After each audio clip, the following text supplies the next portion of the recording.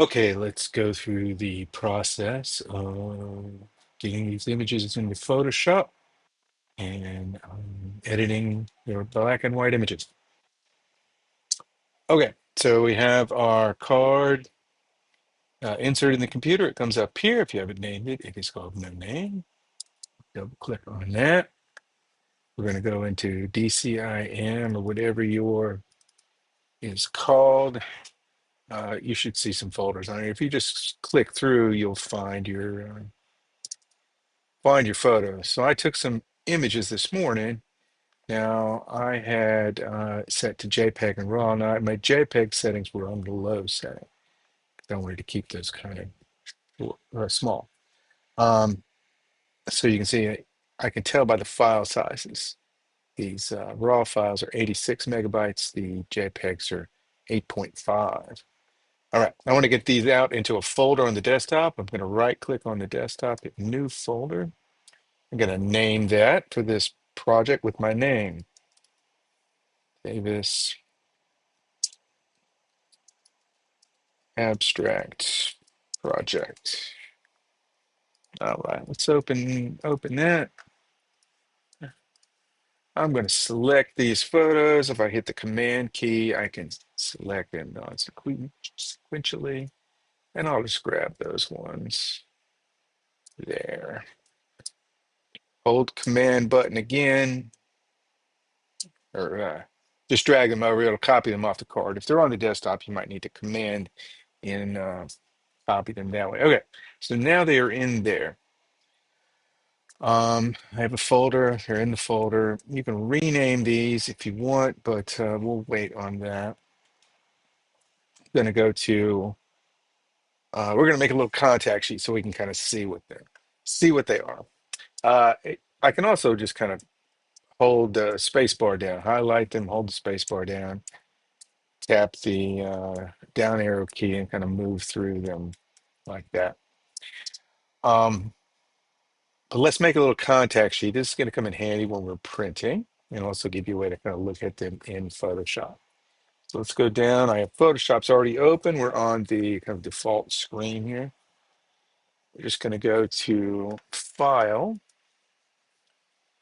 and Automate right there. Go down to Contact Sheet 2. Now we're going to choose that folder. I have to choose that right here. Okay, so we're going to click Choose. If you don't see it, navigate to wherever you save the folder on the desktop. If you don't see it here, scroll around. It should be there. Select that folder, hit Open. The rest of this we're going to leave kind of default. You can see what happens. Now, if you have a lot of images, this will take a little time, but mine should go pretty quickly. We're going to say OK. You can see it's putting the images in. It's going to name them. And we get a Photoshop file with our images in. Now we can look at this. If I hold down the Z key, it allows me to zoom in and out. And I can scroll around with my mouse or my trackpad, kind of see what I've got here. So I can kind of see the kind of basic exposures and like that. I'm a little more interested in maybe this one here. And let's see, one of these other ones. So in 27 and maybe that one, 22. I'll grab two of these. We'll see which one works. Now we're going to save this file. We're going to go File, Save. We're going to save on our computer. We don't want to save to Creative Cloud. On our computer, it's going to bring up the dialog box here. We want to save this as a Photoshop file. It's the easiest thing to do. We're going to rename it. Always rename your files and be explicit. So you should include your name and what it is. Contact sheet, same, and Dave's abstract. And we're going to make sure it saves into that folder. If you can't find it, select it here and then find it in there. Save there, Photoshop file, hit save. And there it is. Now your Photoshop file is how you generally want to save these things because it will save all the information that you have in there. We'll talk a little bit more about that later. Okay, now we're going to get our images into Photoshop. We can close this tab here by clicking on the little X there. We're going to go back out into our folder. There are a lot of ways to get this stuff in, but yeah, it's pretty easy to do it this way. You're in the Finder. You can go find those photos. I think it was 22, 21, and 27. So once again, if I command click that, I like to go just open with, let's say Photoshop, or in this case, since I have the window there, I can just drag those in. And you're going to notice now I have 3 tabs here. I have those photos in them. All right, let's refresh ourselves on the Photoshop interface. First off, this spot in the middle, this is your obviously your workspace, and you can see your project you're working on.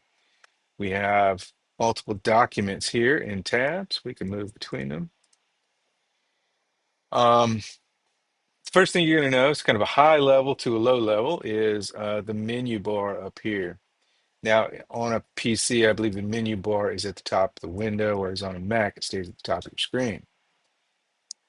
So these give you lots of options for this thing, and they're divided into kind of sections. So obviously, the file deals with the files, things like opening, saving, exporting, automating, things like that. The edit menu. Now, this is a kind of a catch-all space for this. So you have your basic text edits in here, but you also have things like content aware fill, generators, warping. This is going to be important here. So things that are not where you think they might be in the edit menu. It's a long legacy of Photoshop. It's been around for a long time. The image menu, things to do with the actual image. We've talked about image size, image canvas size, things like that. And we have some certain things we can do to the image as a whole here, adjustments, modes, color, grayscale, things like that. Down to the layers, we'll talk about layers in a second. We have a layer menu. So if we need new layers or to export a layer or to mask a layer, all that stuff is in this menu. When we're dealing with text, it's in the type menu. Selections are in the select menu. Selections are very important. We'll get into that in another video.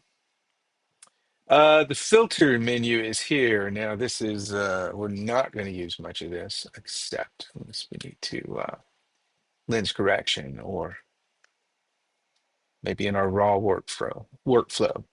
The next kind of sections have to do with the program itself. So view kind of will zoom in, zoom out, fit on screen. This is going to be a good one down here to show grid. We're going to need that layer. Yeah. Um, and then we can hide that. Now, if you notice, when you go into these menus, some of these have shortcuts listed by them, some of them don't. So you can change that. You can add shortcuts for some of these things. But if you use one a lot, memorize the shortcut. This is command and apostrophe. Let's see if that works. Command apostrophe. So anytime I want the grid, command apostrophe. Now, I don't know all the shortcuts. I just have a few basically modifier keys that I use and a couple of the letter keys, and I'll tell you those as we go through. Plugins, these are things you can add to Photoshop. We don't have any in our default setups. The window is the layout. So if you're looking for something, you can't find it, come to the window and see if it's checked. We have the history, we have the layers, we have the properties panel.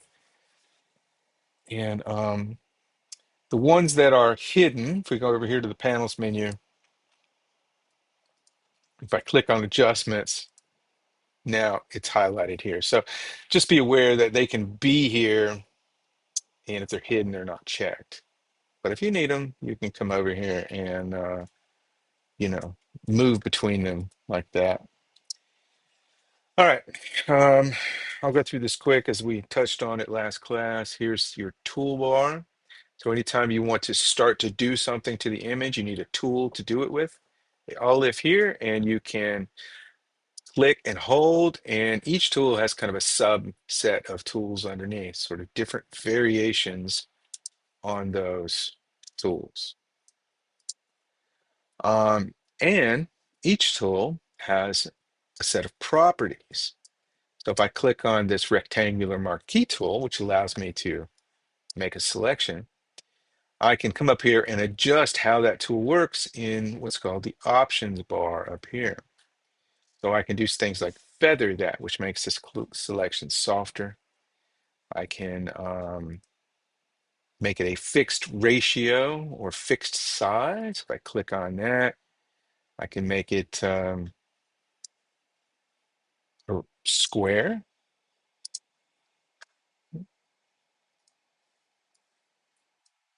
Like that. It's going to stay square, 1-to-1 ratio. Oh, show yeah. 1-to-1 square, or I can make it a specific size in pixels as well. So, a lot you can do with it. So each of these tools has a plethora of options for them. Okay. Remember, Photoshop is a professional tool. Everything is configurable. There are lots of stuff in here. All right, over on the right side, generally, are our panels. These are the things that allow you to do things like add layers, look at the properties of things that are selected, make adjustments, or add adjustment layers, look at your history, your actions, things like that. I like to make sure I have my history, my adjustment layers, my properties, and of course my layers panel down here. Um, if you don't see what you want, remember, window menu there. You can also, if you're in a weird workspace, you can come up here to the workspace menu, check photography, and you can save your workspaces too if you get one you like and you're on your own computer.